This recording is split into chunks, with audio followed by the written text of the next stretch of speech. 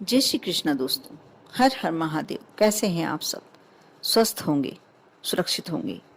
दोस्तों, जो 20 मार्च कल रविवार पड़ रहा है, बहुत ही विशेष रविवार है इस बार, क्योंकि यह होली के बाद का शुक्ल पक्ष का पहला रविवार। वैसे ऐसा कहा जाता है कि रविवार और बुधवार को कोई भी उपाय किया जाए, कोई भी क्रिया की जाए, बहुत ही जल्दी आपको इसका प्रतिफल मिलता है, बहुत ही जल्दी इसके रिजल्ट्स देखने को मिलते हैं। आप जानते ही होंगे कि कई बार हमको बच्चों की नज़र उतारना होता है तो कहते हैं कि इतवार या बुधवार में उतार लेना।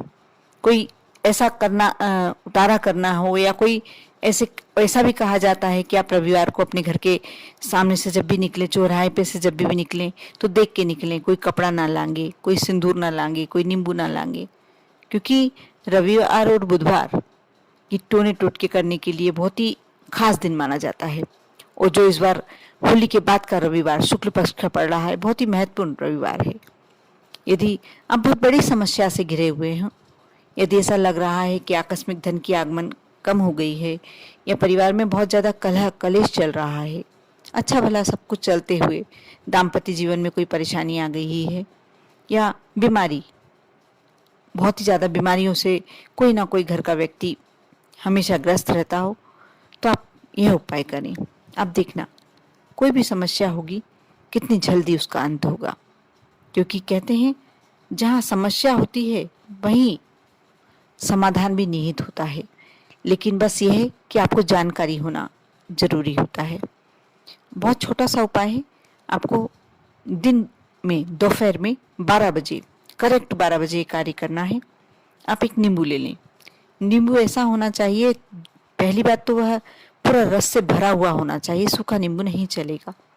और दूसरी बात, उसमें कोई दाग नहीं होना चाहिए, बिल्कुल अच्छा नींबू ले लें आप एक। और उसे आप जब नहा कर आते हैं, स्नान कर कर आते हैं, आप जो आपके इष्ट हैं, आप वहाँ कहीं तिलक लगाते हैं अष्टगंध से या सिंदूर से या रोली से, हल्दी से, जिससे भी आप तिलक लगाते हैं, जहाँ पूजन करते समय आपके उधर कोई भी, जो भी इन सामग्रियों में से कोई सामग्री है, उस पर अपनी कुल देवी, अपने इष्ट को याद करते आप उस नींबू पर तिलक लगा दें और अपने घर के मंदिर में रख दें। अब आपको करना यह है कि 12 बजे से 5 मिनट पहले कार्य करना है। उस नींबू को उठा लें और अपने हृदय के पास आप रख लें। जिस भी व्यक्ति को कोई समस्या है उसके हृदय के पास रखना है, और 2 मिनट तक रखे रहने दें। और अपने इष्ट का आप अनुभव करें कि हमारे अंदर एक शक्ति आ गई है, और हमारे यहाँ अपने इष्ट को याद करें, अपने भगवान को याद करें और प्रार्थना करें कि मुझे ये कष्ट है, मुझे समस्या है, मेरी ये समस्या पूरी समाप्त हो जाए। 2 मिनट तक रखे रहने दें और अपने हृदय पर हाथ रख के रखें, नींबू के ऊपर हाथ रख के रखें। 2 मिनट बाद उस नींबू को निकाल लें और उसे नींबू को एक सुई से छेद कर दें उसमें थोड़ा सा, और उसे ले आकर, यदि आसपास कोई चौराहा है तो चौराहे पर, नहीं तो अपने घर से दूर जाकर फेंक के आए। बस आपको इतना ही करना है।